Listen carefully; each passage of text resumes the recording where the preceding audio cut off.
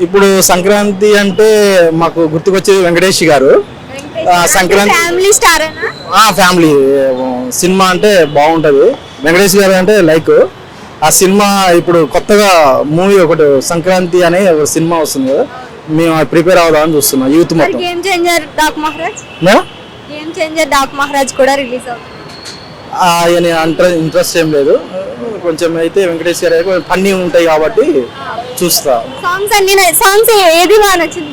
ఇప్పుడు కొత్తగా madam YouTube లో బాగా చెలరేస్తున్నారు కదా, అది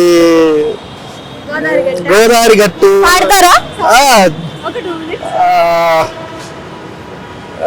మేడం, అది వస్తుంది కానీ రాలేకపోతే.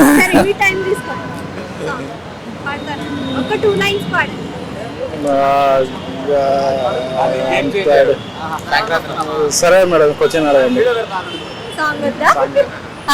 సో అంటే ఇప్పుడు పుష్ప మూవీకి చాలా కలెక్షన్స్ వచ్చాయి, అంటే ఆయన ఫ్యాన్ ఫాలోయింగ్ ఉండడం వల్ల కావచ్చు, లేదంటే టికెట్స్ రేట్స్ పెంచడం వల్ల కావచ్చు. మరి ఇప్పుడు సంక్రాంతికి వస్తున్న మూవీకి ఏ మూవీకి కూడా మనకి టికెట్స్ రేట్ పెంచట్లేదు. సో కలెక్షన్ ఎంత వస్తుంది అని ఎక్స్పెక్ట్ చేస్తారు మేడం? మూవీని దాటుతుంది అంటారా? ఎవరి క్రేజ్ వాళ్ళకే ఉంటుంది మేడం. అల్లు అర్జున్ వాళ్ళ ఫ్యాన్స్ వాళ్ళ క్రేజ్ వేరే ఉంటుంది. మన వెంకటేష్ గారు ఎప్పటి నుంచో ఉన్నారు కాబట్టి వారి ఫాలోయింగ్ కూడా బాగుంటది, వాళ్ళ సినిమా హిట్ అవుతుంది 100%. టికెట్స్ రేట్స్ పెంచట్లేదు కదా, మరి కలెక్షన్ ఎంత వస్తుంది అని ఎక్స్పెక్ట్ చేస్తారు? అంటే పెట్టిన మూవీకి ఎంత వస్తుంది అని? మాక్సిమం పుష్ప రీచ్ అవుతారు మేడం. పుష్పకి రీచ్ అవుతారు అంతే, మరి ఫ్యాన్ కాబట్టి అంత ఉంటుంది మేడం. ఫ్యామిలీ స్టార్ కాబట్టి ఖచ్చితంగా 100% రీచ్ అవుతుంది మేడం. మూవీ కూడా బాగుండాలని కోరుకుంటున్నాను. మ్యారేజ్ అయిందా? మ్యారేజ్ కాలేదు మేడం, ఇప్పుడు చేసుకోవాలి. అయినా కానీ ముందుగానే ఏమైనా ఉందా? లవ్ ఉంది మేడం, కాకుండా లవ్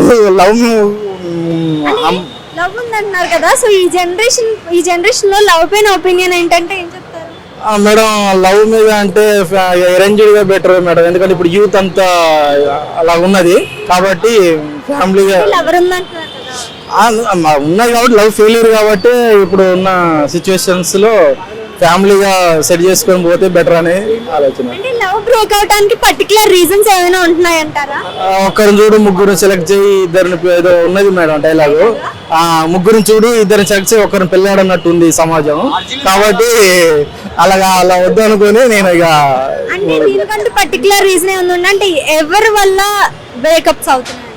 అమ్మాయి రావటం వల్ల. అమ్మాయి మేడం, అమ్మాయి అని చెప్తున్నారంటే థర్డ్ పర్సన్ రావటం వల్ల ఏంటంటే అది అంత క్లారిటీ ఏం చెప్పలేదు కానీ బట్ నో అని చెప్పేసేసరికి మేము బ్యాకప్ అయ్యాం. బ్యాచిలర్ లైఫ్ బాగుంటుందా లేదంటే మ్యారేజ్ లైఫ్? ఇప్పుడు అయితే బాగానే ఉంది మేడం, బ్యాచిలర్ ఆఫ్ ఇండియా బాగుంది.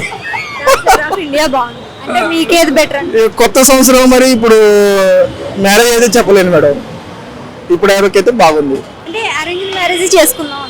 అరేంజ్ సెట్ చేస్తున్నాం మేడం, కుదిరితే సెట్, లేకుంటే ఇదే అమీర్పేటలో మళ్ళీ వచ్చి భోజనం చేస్తాం బిర్యానీ. అర్థం కాలేదంటే మ్యారేజ్ చేసుకోకపోతే ఇక్కడే బిర్యానీ తింటాను అంటే కుదరకపోతే వచ్చి బిర్యానీ తింటాం, అంతే. కుదిరితే పార్టీ చేసుకుంటాం.